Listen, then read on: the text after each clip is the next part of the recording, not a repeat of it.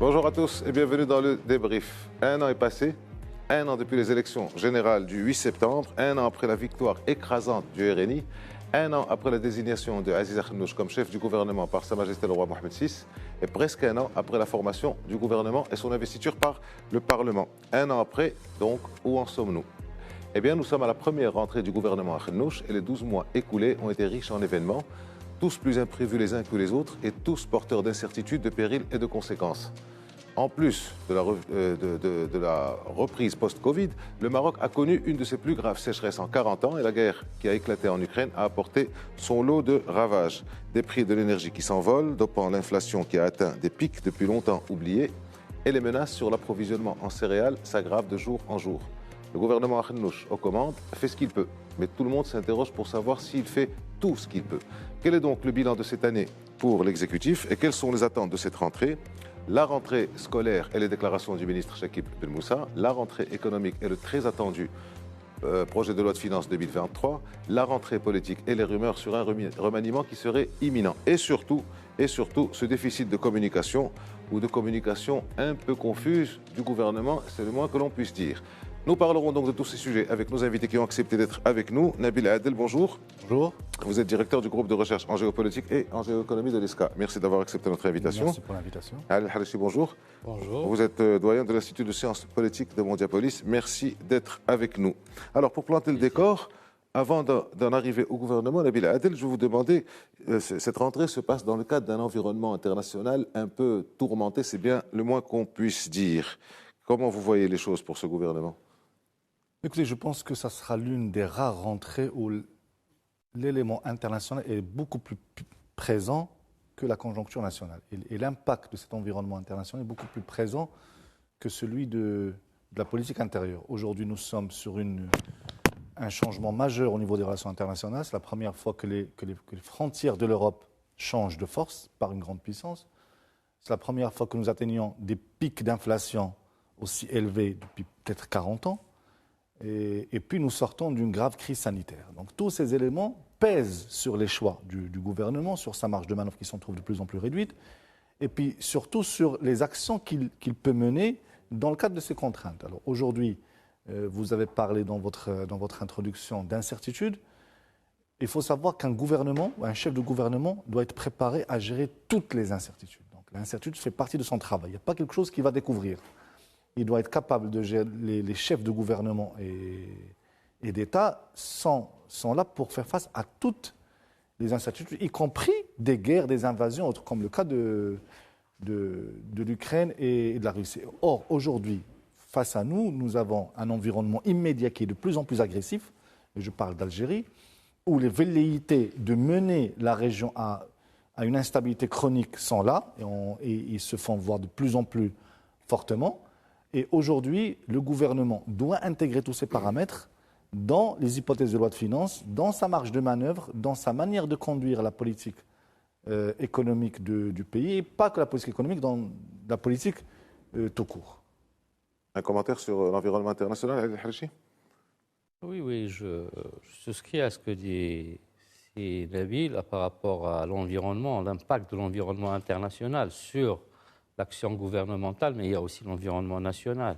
Donc, d'une part... On va arriver à l'environnement national. Juste l'international, comment ça se passe ? Oui, l'environnement international, il a impacté. Je pense que cela a été pris en compte par rapport au PLF de 2023. C'est-à-dire les deux axes, les deux volets ont été pris en compte, que ce soit l'environnement national ou international. Quand on parle par exemple national, de la sécheresse, vous avez parlé de la sécheresse. Donc, pour l'environnement international, des prix de gaz, la flambée des prix, tous les produits. Donc tout cela a impacté sur l'action gouvernementale, mais de toute façon, comme nous le savons, un gouvernement, il est là pour gérer quels que soient les environnements. C'est-à-dire quel que soit ce qui se passe, que ce soit sur le plan national ou international. Alors on y arrive. Vous voulez voir un peu ce qui se passe, comment se passent les choses, comment se sont passées les choses la première année, comment elles risquent de se passer la deuxième année. Ça va être un petit peu compliqué. Alors donc, Nabil Adel, une majorité ramassée avec 3 partis et pour la première fois le RNI dans le rôle de dirigeant du gouvernement. Alors quelles impressions avez-vous retirées de ce gouvernement avec des ministres qui sont certes politiques, qui ont tous des couleurs politiques, ou presque, ou pour une grande partie, mais qui sont pratiquement tous largement technocrates. Ça fait maintenant 11 mois qu'ils sont là. Comment vous avez vu les choses? Tout d'abord, il est utile de rappeler que ce gouvernement a une grande chance d'être aussi ramassé. On n'a pas vu ça depuis l'arrivée de Sa Majesté Mohamed VI au règne, depuis le gouvernement Yousfi. Non, même le gouvernement Yousfi, on n'a jamais eu un gouvernement aussi ramassé. À chaque fois, on tournait autour d'une coalition, 6, 7, 8 partis. Et donc ça a altéré l'action gouvernementale parce que mettre 6 ou 7 partis d'accord sur une politique, c'est toujours laborieux. Donc là, on a vu un gouvernement qui a beaucoup de chance, avec 3 partis, et qui ont une large majorité, et le premier parti arrivé en tête a pratiquement tous les leviers de pouvoir. Dans la première chambre, dans la deuxième, dans les villes. Et donc, aujourd'hui, c'est une grande chance qu'il a d'avoir à diriger l'exécutif d'une manière aussi confortable. Maintenant, la composition elle-même, nous avons eu droit à des voilà, comme vous l'avez dit, à des technocrates, même s'ils appartiennent à des partis politiques, mais le fond est assez technocrate, avec de belles références en matière d'expérience et de formation. Mais est-ce que cela est suffisant pour réussir dans un gouvernement? Non, ce n'est pas garanti. Un gouvernement, c'est d'abord un leader qui arrive à rassembler tout le monde autour d'un projet. Or, le projet royal est là, le nouveau modèle de développement est là, donc ce gouvernement devait accélérer la mise en chantier d'un ensemble de chantiers qui sont déjà lancés par Sa Majesté. Or, qu'est-ce qu'on constate? On constate qu'il y a beaucoup d'hésitations.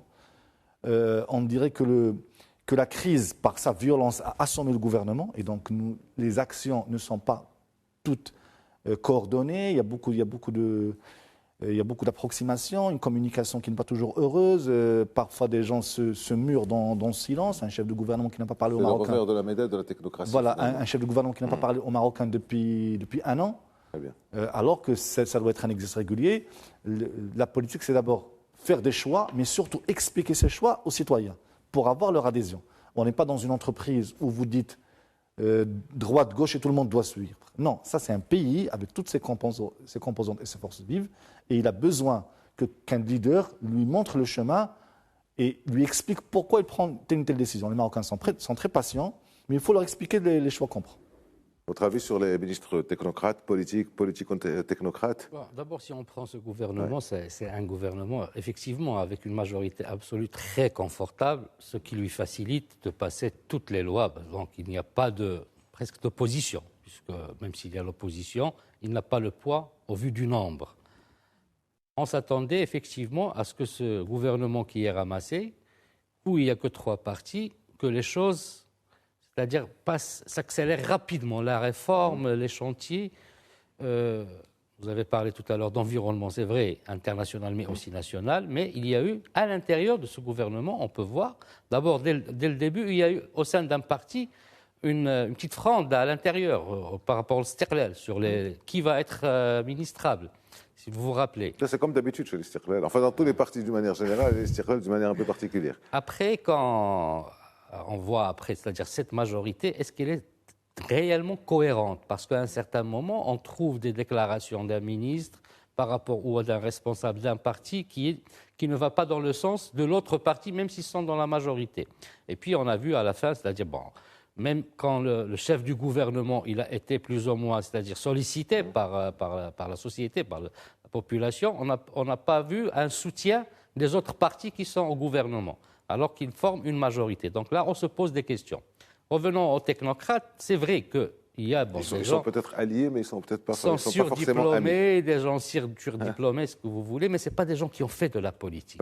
Le jeu politique a besoin de certains outils, de certaines expériences politiques. Je pense qu'être technocrate, être un technicien apporte des solutions, mais il y a des solutions politiques qui sont très importantes, et c'est là où il y a eu des freins ou des des petits écueils. hiatus, des petits Voilà. couacs, des petits écarts Voilà. ou verbaux ou autre chose. Alors, durant le mois d'août, nos confrères de Jeune Afrique ont parlé d'un remaniement gouvernemental qui aurait lieu à la rentrée, c'est-à-dire maintenant. Et on verra ce qui va se passer. Ils ont même donné des noms, ils ont suggéré des départements. Est-ce que vous pensez que ce remaniement aura lieu? Est-ce qu'on en a besoin? Presque un an après. Un remaniement dans un gouvernement, ce n'est pas quelque chose de mauvais. Ça se passe dans tous les pays du monde, même au Maroc. Après 2 ans, il y a eu des remaniements. Peut-être que ça va être maintenant plus vite.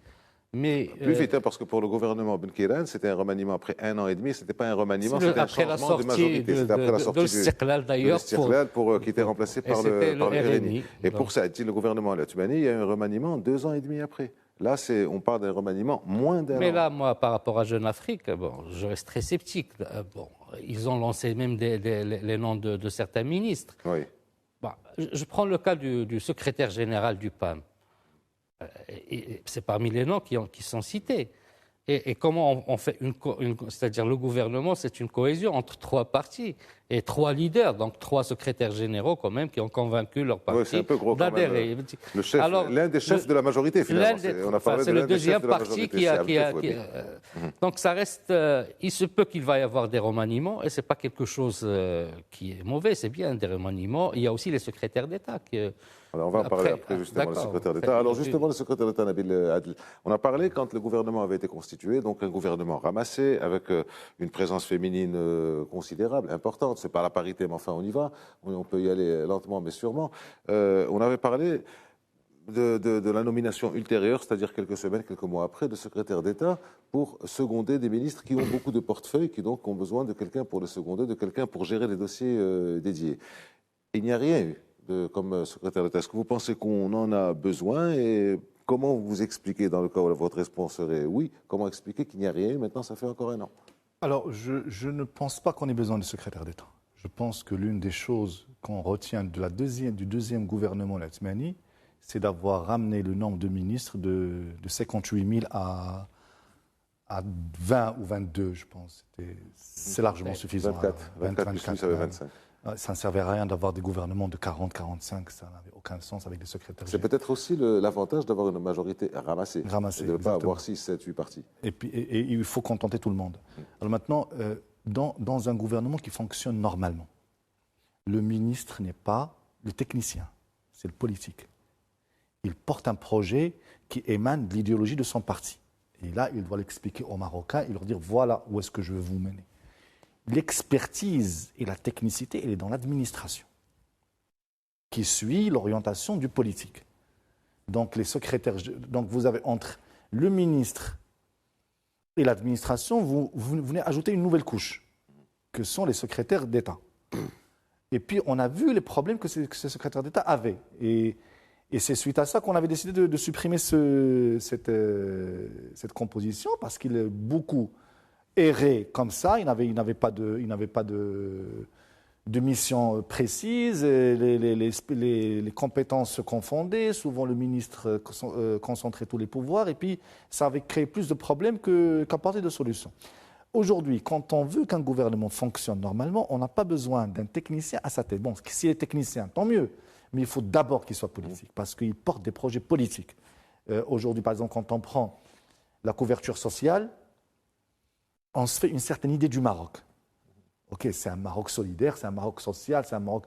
Même si on peut diverger sur les moyens de financer cette couverture sociale, mais il y a une idée qu'on se fait de ce Maroc. Et ça, seul un politique peut l'expliquer. Et une fois qu'il a dit voilà ce que je veux pour mon pays, viennent les techniciens dans les administrations, et Dieu sait que nous avons beaucoup de compétences dans l'administration, qui peuvent matérialiser ce projet. Or, mettre une couche de secrétaire d'État au milieu, ça apportera au mieux de la confusion, mais parfois ça peut même être un élément de retard de certains projets. Alors, juste sur la composition féminine, si vous me permettez rapidement. Alors, ce gouvernement, la particularité, c'est qu'il n'y a pas eu plus de femmes. Les femmes ont eu des portefeuilles de meilleure qualité. Et c'est ça le changement. Avant, je pense qu'on avait des gouvernements où il y avait autant de femmes, mais c'était toujours des portefeuilles. Sortant, il y en avait moins, il y en avait 4, là il y en a 7. Non, il y en a eu 7 au départ, après. Voilà, mais il y avait des gouvernements où on avait plus de femmes. Je pense qu'il y a un gouvernement Yousfi, à un certain moment, on avait atteint. Donc, en fait, ce que vous dites, parce qu'il y a une augmentation quantitative, mais il y a aussi et surtout une augmentation c'est qualitative. C'est surtout ça. C'est la première fois qu'on a une ministre femme aux finances, au tourisme. Et donc c'est ça le changement qu'on espérait.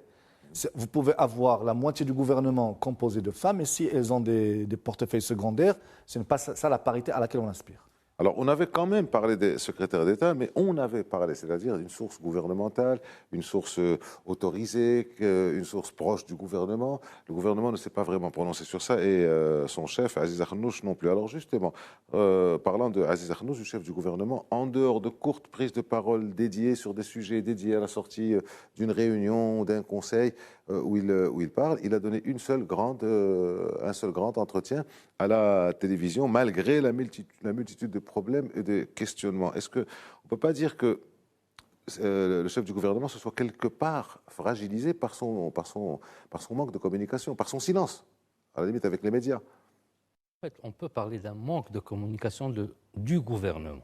À un certain moment, vous vous rappelez même ici, une fois, on avait parlé de quand il y avait le pass sanitaire, parfois, ou de la communication qui venait au dernier moment. Donc, et c'était des choses qui portaient à tort, c'est-à-dire à ce gouvernement, son manque de communication.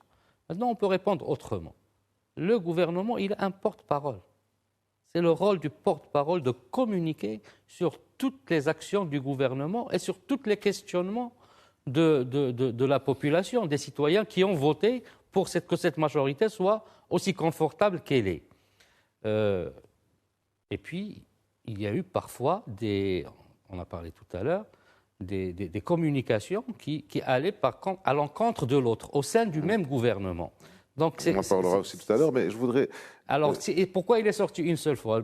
Même pour les anciens chefs de gouvernement, on ne les a pas vus, c'est-à-dire faire des déclarations, enfin des grandes... Alors, entendons-nous, Ali Harichi, entendons-nous. Je précise ma question. Oui. Il y a eu 2 chefs de gouvernement avant l'actuel. Avant, c'était des premiers ministres. Un chef de gouvernement, je ne vous apprends rien, est le chef d'une majorité politique. Oui. C'est-à-dire qu'il y a le porte-parole qui porte la parole du gouvernement, ce qu'on va faire, ce qu'on a fait, ce qu'on n'a pas pu faire et pourquoi, ou ce qu'on a fait et pourquoi. Et puis il y a le chef du gouvernement qui vient, qui a un discours politique. C'est dans ce sens-là. Or, depuis la nouvelle Constitution, depuis 11 ans, on a eu 2 chefs du gouvernement qui ont fait des sorties médiatiques. Pas beaucoup.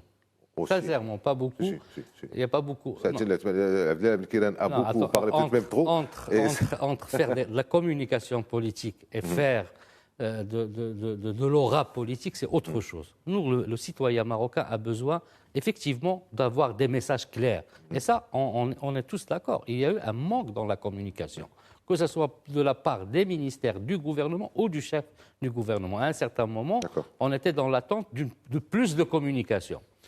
Mais il faut mettre à chaque chose, c'est-à-dire...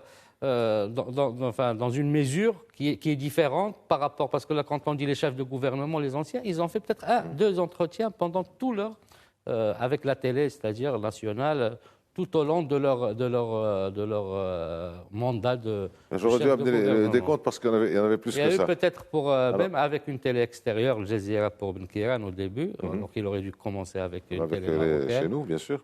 Alors, en dehors du chef du gouvernement, Nabil Adel, les ministres aussi ne brillent pas par une communication, ou alors on ne dit rien pour certains d'entre eux, ou alors dire les choses à leur contraire pour d'autres, des communications qui sont peu convaincantes. Alors, c'est finalement assez curieux pour un gouvernement qui, comme le disait Ali Harichi, dispose d'un porte-parole et aussi, il n'a pas dit des ministres de la communication. Je sais, il est chargé d'autres choses, le ministre de la communication, mais enfin, ça fait 2 personnes chargées de la communication. Écoutez, alors je pense que ce gouvernement ne pêche pas par manque en quantité. D'ailleurs, le chef du gouvernement vient chaque mois au Parlement répondre aux questions des députés. Donc ça, c'est une communication sur un thème particulier. Il en a raté quelques-unes. Oui, mais bon, on va dire que constitutionnellement, il doit venir chaque mois répondre aux questions des députés. Quel est le problème?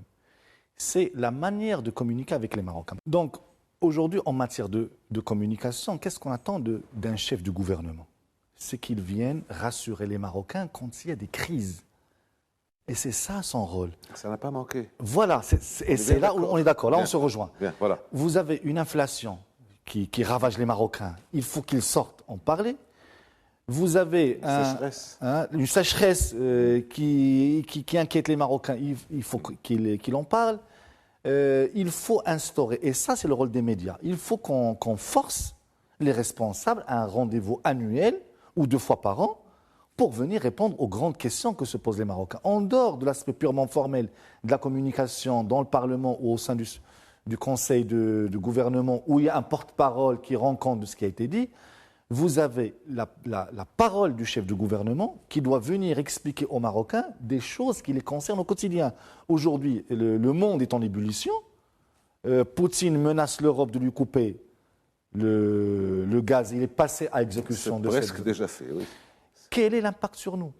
Ce n'est pas aux experts de le dire, c'est au chef de gouvernement de dire voilà voilà le problème. Et vous savez, c'est comme les marchés financiers. Dites l'information, qu'elle soit bonne ou mauvaise. C'est le mutisme qui est mauvais. Dites-nous, voilà, attendez-vous à un niveau rude. Nous faisons notre maximum, mais malgré ça, il faut faire ça. Et vous sentez qu'au moins, on est rassuré.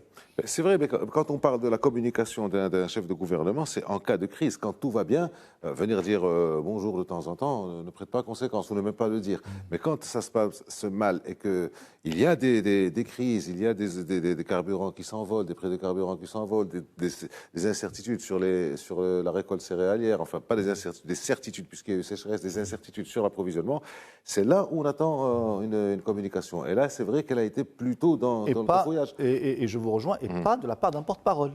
Parce que le porte-parole n'a pas la légitimité. Lui est un technicien. Voilà, il reporte ce qui a été dit. Il porte la parole du gouvernement. Mais maintenant, poser une question au porte-parole, s'il n'a pas l'aval du chef de gouvernement, il va vous dire, moi je ne sais pas, il faut poser la question au chef de gouvernement. Donc aujourd'hui, c'est un exercice qu'il faut instaurer, ce sont des traditions démocratiques qu'il faut apprendre à adopter, que l'opinion publique qui vous a mis au pouvoir a le droit de savoir et de vous entendre, mais pas uniquement au moment où vous sollicitez son vote. Un commentaire après ce qui a été dit, parce qu'au départ, vous avez une manière d'expliquer les choses. Lui, il dit, Nabil Adel dit que en cas de problème, c'est là où on attend une communication politique pour rassurer les électeurs qui ont voté pour vous, et même les autres d'ailleurs. C'est tout à fait normal, on l'a dit, on le confirme qu'il y avait peu de communication. Parfois on ne disait pas de communication. Mais si on voit en général, le porte-parole du gouvernement, il porte la décision du gouvernement. Quand il y a des crises, parfois c'est sectoriel. Alors on a vu des ministres qui sont sortis. C'est là où on s'est dit, est-ce que c'est des technocrates, c'est des politiciens, est-ce qu'ils ont su communiquer, est-ce qu'ils ont convaincu ceux qui ont voté pour leur c'est-à-dire promesse électorale. Donc beaucoup de ministres sont sortis. Peut-être qu'ils ont bien communiqué ou pas. Ça dépend des ministres. Donc il y a eu de la communication, mais il était très fragmenté. Et normalement, un chef de gouvernement, il vient au Parlement, vous l'avez bien dit, chaque mois pour répondre. Et il y a aussi le chef de gouvernement pour un interview ou un entretien une fois par an avec la télé nationale pour faire, ou les télés nationales pour faire c'est-à-dire un bilan d'une année. Mais je pense que ce qui a été fait par rapport au chef de gouvernement, on parle depuis la Constitution de 2011 à aujourd'hui précédent. On parle souvent de ce problème de communication parce qu'encore une fois, on ne le redira jamais, avec les incertitudes et les périls qui pèsent, c'est normal qu'on puisse s'inquiéter. Ils deviennent quoi, ils font quoi. Mais par ailleurs, et pour autant, on ne peut pas dire que ce gouvernement n'a rien fait pendant un an, bien au contraire. Il y a eu beaucoup de chantiers qui ont été lancés, il y a eu des discussions, il y a eu un dialogue social, il y a eu les programmes Força et Aurash, il y a eu un ministère de l'enseignement et de l'éducation qui est en train de faire son travail, on y reviendra tout à l'heure. Il y a eu beaucoup de choses qui ont été faites, peut-être pas dans la communication, mais bon, effectivement, ça aurait, disons, un peu arrondi les angles. Maintenant, en deuxième partie, parce que le temps file, justement, en deuxième partie, on va entrer dans le vif des détails. Je vous demanderai d'aller plus vite parce qu'on s'est un petit peu attardé sur cette première partie, sur le remaniement et le gouvernement. On se retrouve dans quelques instants après la pause.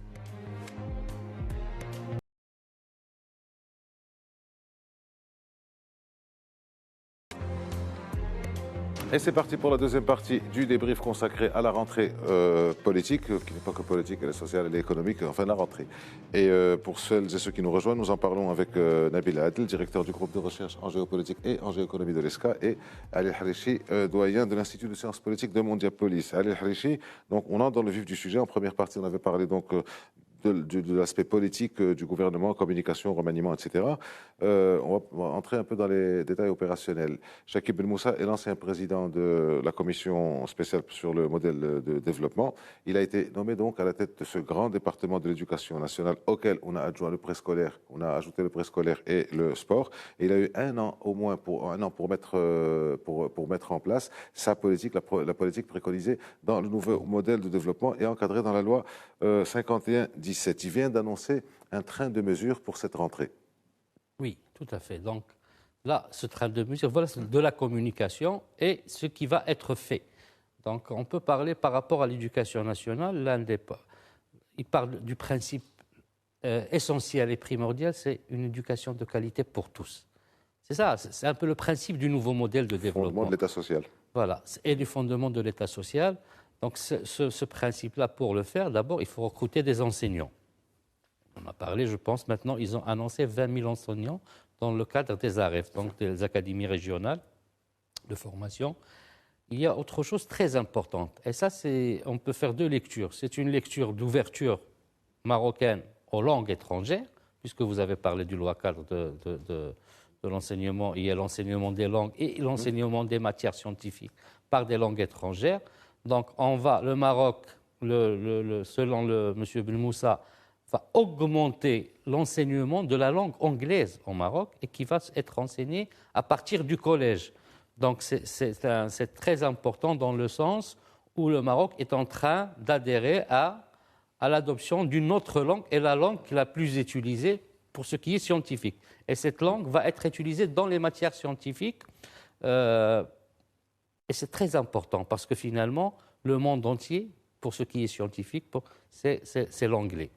Donc c'est un choix qui est aussi géopolitique, si vous voulez, mais c'est un choix d'ouverture sur un peu de tendance, l'air du temps, on va dire. L'air du temps et le besoin. Il y a aussi, donc, par rapport à cela, donc, l'augmentation de nombre, bien sûr, des enseignants de cette langue.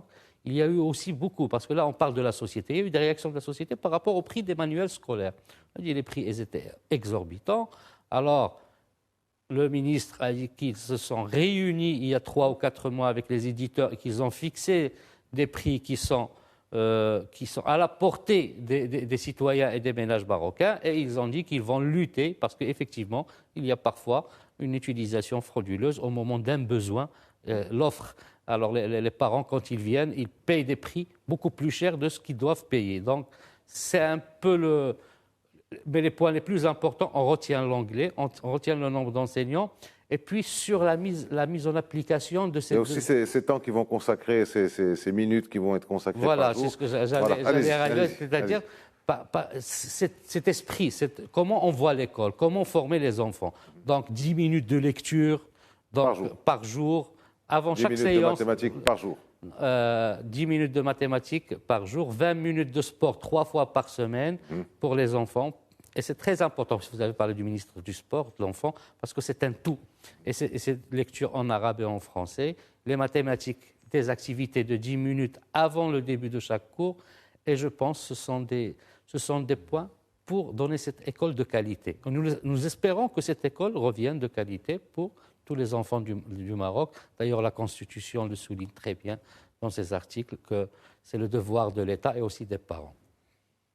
Alors, une fois qu'on a eu le bac, on passe au supérieur. Abdel Melaoui est aussi, le ministre de l'Enseignement supérieur de l'Innovation, est aussi un ancien membre de la commission spéciale sur le modèle de développement, et il est aussi ancien président de l'université Khadéiat à Marrakech. Il a aussi lancé de grands chantiers, comme la réforme de l'université, qui passe entre autres par la réforme du statut des enseignants-chercheurs, une refonte assez particulière du bachelor. Comment vous pouvez résumer un an de début, d'amorce de réforme de l'enseignement supérieur? Écoutez, je pense qu'on malmène le terme réforme parce que chaque ministre qui arrive, il a un projet qu'on appelle réforme, et puis à force d'avoir des réformes, on ne sait plus quelle est la vraie réforme. Alors aujourd'hui, cette succession de réformes peut nuire à la réforme elle-même. Il y a de grands chantiers structurants pour l'université. D'abord, cette question de langue. Aujourd'hui, nous savons que le retour à la francisation des matières scientifiques cause du tort à beaucoup d'élèves qui n'arrivent pas à assimiler. Moi, je rencontre beaucoup d'enseignants qui me disent ça se transforme en cours de traduction. On n'enseigne plus la matière, on fait de la traduction. Et donc, quand l'élève arrive au supérieur, d'abord, il lutte entre deux choses. Acquérir les connaissances avancées de la matière et puis régler le problème de langue. Il ne comprend même pas ce qu'on lui dit. Que dire maintenant de la réflexion poussée sur cette matière? Donc il y a ce problème qu'il faut résoudre une bonne fois pour toutes. Deuxièmement, vous avez l'infrastructure. Plus vous mettez d'universités, vous allez avoir de la quantité, la qualité viendra ensuite. Donc il faut qu'il y ait davantage d'universités, davantage de facultés, davantage d'écoles supérieures et que ça irrigue l'entièreté du territoire national. Donc ça, c'est un élément qui est fondamental. Naturellement, il faut qu'il y ait un effort de formation en parallèle du corps enseignant, en rendant le statut d'enseignant plus attractif, mais vous ne pouvez pas avoir de la qualité si vous n'avez pas de quantité. Donc quand vous voyez tous les pays du monde, jusqu'au bac, c'est d'abord la quantité. Il faut que le maximum arrive au bac. Et puis, au niveau des universités, on commence à faire la sélection. Parce que là, quand vous avez beaucoup de gens qui ont le bac, vous élevez le niveau moyen de la société. Et puis, vous avez la recherche scientifique, où c'est vraiment le talon d'Achille du Maroc. Le Maroc, en matière de nombre de publications, même si nous notons une augmentation considérable ces 10 dernières années en matière de publications scientifiques, mais en nombre... Sur du 0,37 par publication en moyenne par... Mais qui ont beaucoup augmenté. C'est ça. Ce qu'il faut analyser, ce n'est pas l'instant T, c'est la dynamique. Mais ce qui est étonnant, c'est que le Maroc ne se classe parmi les 5 premiers pays en Afrique en matière de recherche scientifique, alors que si on veut être des leaders en Afrique, il faut qu'on soit dans les 2 ou 3 premiers. Et vous avez un pays comme la Tunisie, où le nombre d'articles publiés est équivalent à celui du Maroc pour une population qui est le tiers du Maroc. Oui. Donc là, il y a un grand effort à faire en matière de publication, en matière d'incitation à la publication. Aujourd'hui, quand vous avez le statut d'enseignant-chercheur, que vous publiez ou que vous ne publiez pas, ça n'agit pas sur votre rémunération. Ça agit sur votre avancement, mais directement sur votre rémunération, non. Donc il faut qu'on trouve des moyens où on va avoir le statut d'enseignant, le statut de chercheur et le statut d'enseignant-chercheur. OK ? Et qu'on ne commence pas à malmener ce titre pour des gens qui sont sur le papier en le statut d'enseignant-chercheur. Classification d'ailleurs. Non, mais il faut le personnaliser parce qu'aujourd'hui, si vous êtes enseignant-chercheur, vous ne faites que de l'enseignement et vous ne produisez plus jamais rien depuis votre sortie de l'école doctorale. On ne peut pas être enseignant et chercheur. On est enseignant ou on est non, chercheur. Non, au contraire. Nous sommes des enseignants-chercheurs. Nous enseignons. Vous avez le temps d'enseigner et de chercher. Mais bien sûr, si vous avez un prof qui enseigne 18 heures par semaine, le reste, il doit le consacrer à la recherche.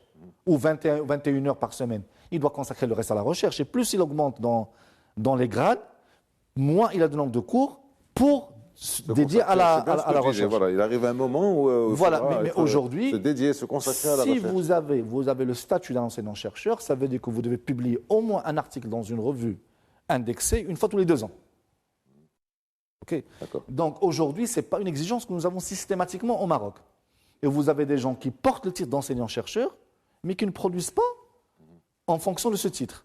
Alors que dans d'autres pays, vous avez le statut d'enseignant à part, des gens qui ne font que de l'enseignement, des statuts de chercheurs, des gens qui ne font que de la recherche, et puis l'enseignant-chercheur qui combine entre les deux. Alors, ça, c'est pour l'éducation. Al-Haji, je reviens à vous pour le chantier de la généralisation de la couverture médicale. Ça devait commencer en 2022. Oui. Ça devait continuer après. Et ça a commencé très bien. En fait, c'est un chantier royal. Pour revenir, c'est un chantier royal qui a été lancé dans le discours de Sa Majesté en 2020, donc à l'occasion de la fête du trône. Ce démarrage de ce chantier. Bien sûr, il y a eu le Covid, mais ce chantier a pris, c'est-à-dire il a commencé à se développer. Et aujourd'hui, avec l'arrivée du nouvel gouvernement, il y a eu parce que ce chantier, il y a 2 phases. Il y a d'abord la généralisation de ce qui est couverture médicale, et après, c'est-à-dire 2021 jusqu'à 2023, et il y a la généralisation aussi de la retraite à toutes les personnes, l'indemnité de perte d'emploi. Donc tout cela, parce qu'on parle de l'État social. Il n'y a pas que, quand on parle d'État social, ce n'est pas seulement la couverture médicale, c'est la couverture médicale et sociale. Donc nous avons parlé de 3 millions donc, qui ont été, il y a quelques mois, qui ont été, c'est-à-dire inscrits. Bon, c'est la CNSS qui a pris en charge ce dossier. On a des chiffres quand même très intéressants qui parlent pour des catégories qui ne pouvaient pas être inscrites. Par exemple, les agriculteurs, nous sommes à 840 000, les artisans 380 000, les entrepreneurs ou auto-entrepreneurs 300 000, des chiffres ici, les artisans aussi, les commerçants. Tout cela fait 2 millions de personnes. Quand on parle de 2 millions, mais il y a aussi leurs familles. On avait parlé de 3 millions, donc avec leur famille, ça donnait 11 millions, plus ceux qui étaient déjà inscrits. Donc ça fait, on va vers réellement cette couverture médicale, mais c'est un chantier qui a commencé et qui est en train de se concrétiser. Et les problèmes ne sont pas encore apparus, problèmes financiers, problèmes infrastructure, problèmes RH, ressources humaines, la formation des médecins, Maintenant, voilà, donc pour répondre à cela, il faut former des médecins, il faut former des infirmiers, il faut former tout le staff médical pour répondre à ce besoin. Parce que ça, c'est pour la couverture médicale. Il n'y a pas que la couverture, parce que c'est tout un projet, c'est la couverture aussi sociale. Et tout cela est en train de se réaliser. On va dire, le Covid a un peu stoppé, a un peu freiné le début de ce chantier, mais aujourd'hui, avec les chiffres que nous avons, quand même, le Maroc est en train d'aller vers ce qu'on appelle la sécurité sociale. Parce qu'il n'y a pas que la couverture médicale, je reviens, c'est la perte d'emploi, la retraite, le chômage. Tout cela, d'ici 2025, normalement... Il faut que tout soit bouclé. Voilà, avec ce gouvernement, pour ces 5 ans, il y avait 3 choses ou 4. La généralisation de l'amont en 2022, l'allocation familiale 2023, 2024 et 2025, l'indemnité de perte d'emploi, l'élargissement de l'assiette de tous les adhérents. S'il fait ça, voilà des arguments électoraux pour 2026 qui sont des arguments électoraux très intéressants. Les partis politiques doivent travailler. Ils ont vraiment l'occasion. Alors, on va passer à l'agriculture, Nabila Adel. Vous êtes professeur d'économie, c'est bien ça. Alors, vous avez le changement climatique, vous avez la sécheresse, vous avez les ressources hydriques qui s'amenuisent, vous avez des barrages qui ne sont pas remplis, vous avez une insécurité alimentaire avec, forcément, si on a une sécheresse, on n'a pas de récolte, et si on n'a pas de récolte, il faut importer, et il faut importer de quelque part qui est en guerre.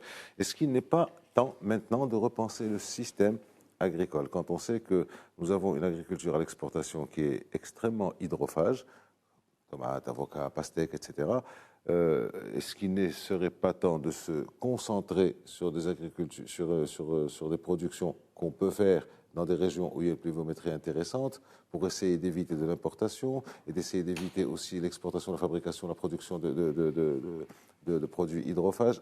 Repenser, je ne dis pas réformer, je dis repenser l'agriculture. Et je voudrais juste dire 2 mots sur l'État social, puis après je répondrai à votre question. Le problème de l'État social, ce n'est pas l'intention qui manque. Quand on met en place un modèle social, c'est sa pérennité qui pose problème. Et vous avez globalement 2 grands modèles. Soit un modèle où nous mettons tous de l'argent dans un grand sac, et puis nous redistribuons. Et puis nous redistribuons à tout le monde. Et puis vous avez un modèle où chacun pour soi, et la partie solidarité est dédiée à ceux qui ne peuvent réellement pas travailler ou subvenir à leurs besoins en la matière. Le premier système semble être plus séduisant sur le papier. Mais c'est le système qui est derrière toutes les faillites et les problèmes des caisses de retraite, des régimes de remboursement maladie et autres, parce que vient un moment où il y a moins d'actifs pour payer tous ceux qui demandent les prestations. Et puis vous avez l'autre système qui peut paraître un peu moins solidaire, mais où vous limitez la solidarité à ceux qui ne peuvent réellement pas travailler ou payer eux-mêmes leur couverture sociale. Et les 2 renvoient à un modèle d'État que nous voulons. Est-ce que nous voulons ce modèle ou nous voulons ce modèle? Et donc, au-delà des actions techniques de mise en œuvre de l'ensemble de ces chantiers, vous avez la réflexion de fond, qui est presque une réflexion philosophique. C'est d'abord quel choix je fais aujourd'hui pour que ce système dure le plus longtemps possible. On peut mettre tout ça en place avant 2025 et ça implose en 2035. Okay, nous avons les problèmes de la CMR, du RCAR, d'un certain nombre de caisses de retraite. Au début, c'est parti d'une bonne intention.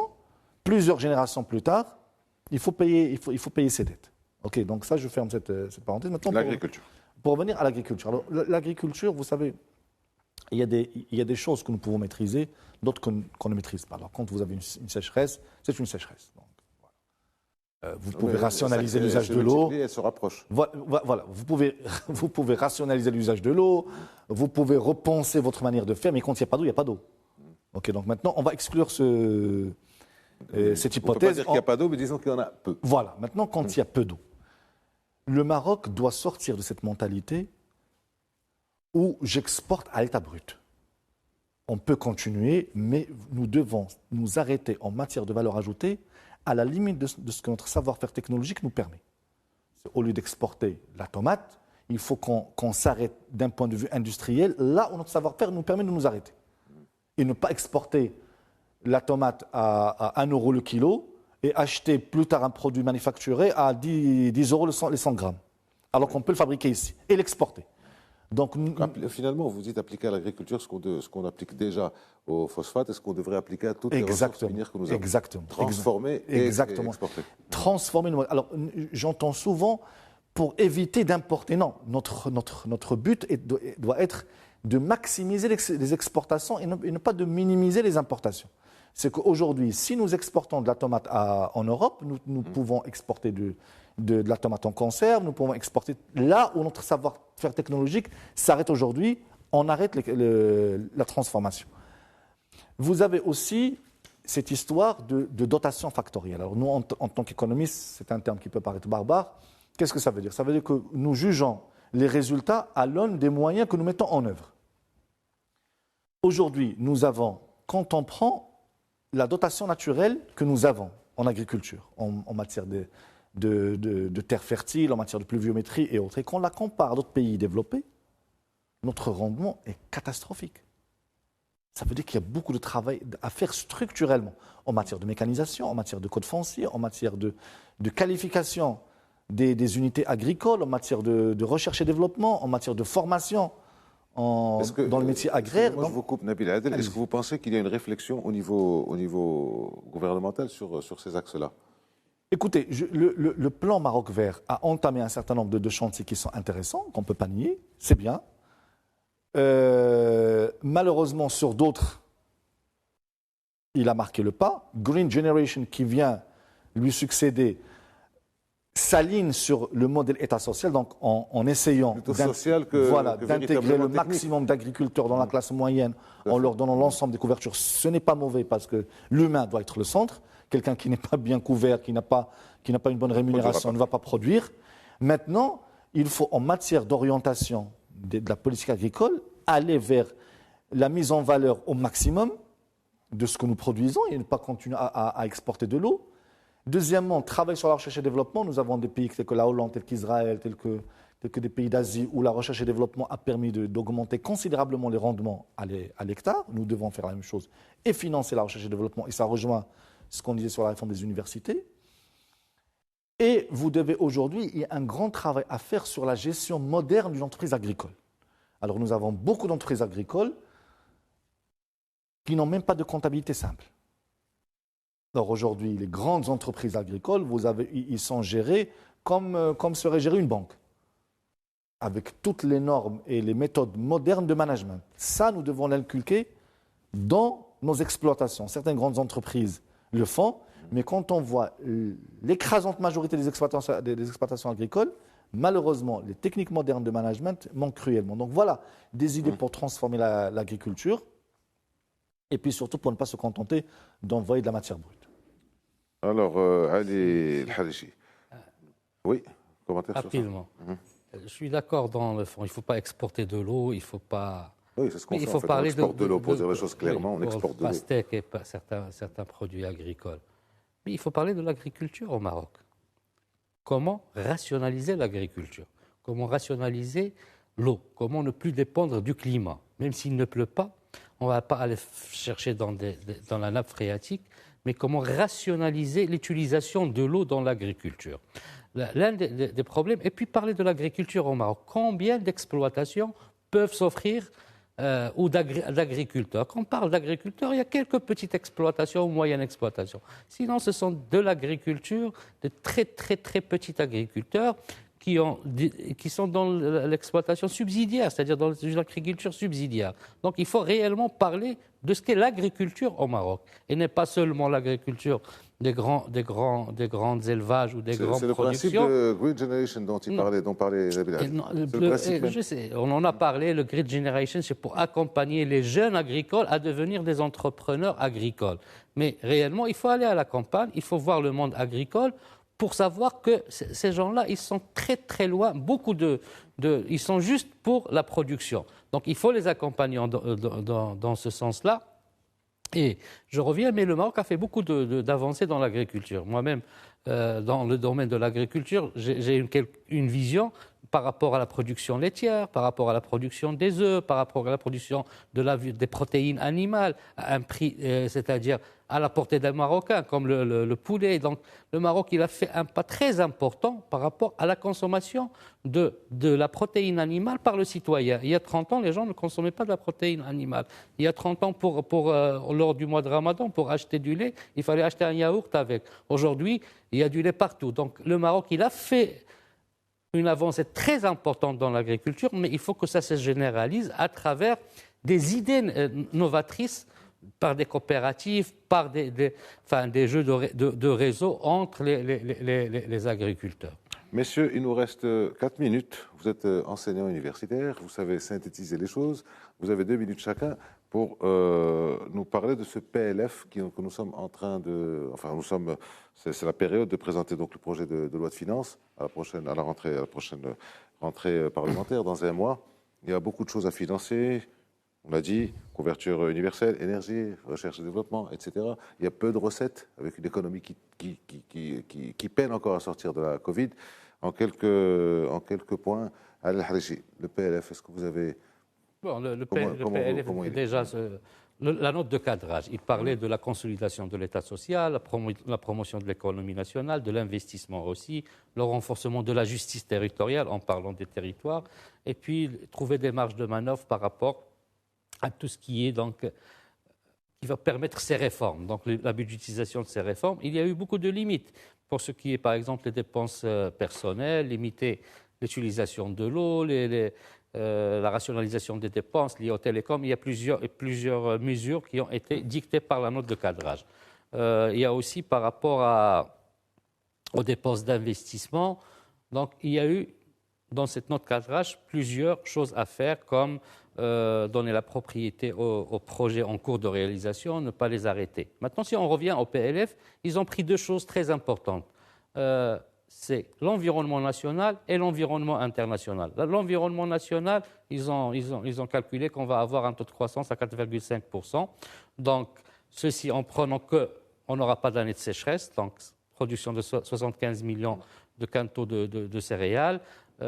Et puis par rapport au baril, le prix du baril, l'indexation dollar-dirham. Donc il y a plusieurs mesures ou hypothèses qui donnent un taux de croissance, c'est-à-dire supposé à travers ce PLF, pour arriver à 4,5% de croissance. Alors, Nabil Adel, croissance de 2022, ça va être prévu plus ou moins 1,5.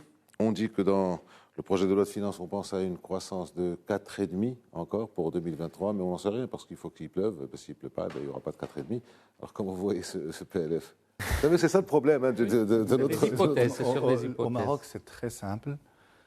La pluie détermine le niveau de croissance. Okay. Moi, je voudrais juste m'adresser au gouvernement. Attention, les dépenses publiques accélèrent l'inflation. Aujourd'hui, nous sommes dans une phase critique. L'inflation détruit des pays. Et tout dérapage des finances publiques est un accélérateur de l'inflation. Et ce gouvernement doit avoir dans sa ligne de mire la lutte contre l'inflation. Le prix à payer serait une décélération économique. Il risque de ne pas y avoir de croissance ou peu de croissance.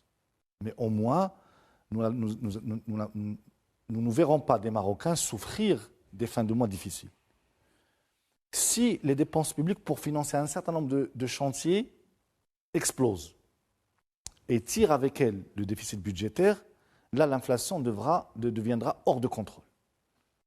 Et nous risquons d'avoir des problèmes sociaux à ce niveau. Oui, mais il y a des secteurs qu'il faut aider quand même. Le gouvernement a aidé le transport routier, le gouvernement a aidé d'autres secteurs. Il faut bien. Donc on va laisser filer le déficit. Moi, je suis un technicien et je dis voilà, je suis comme un médecin.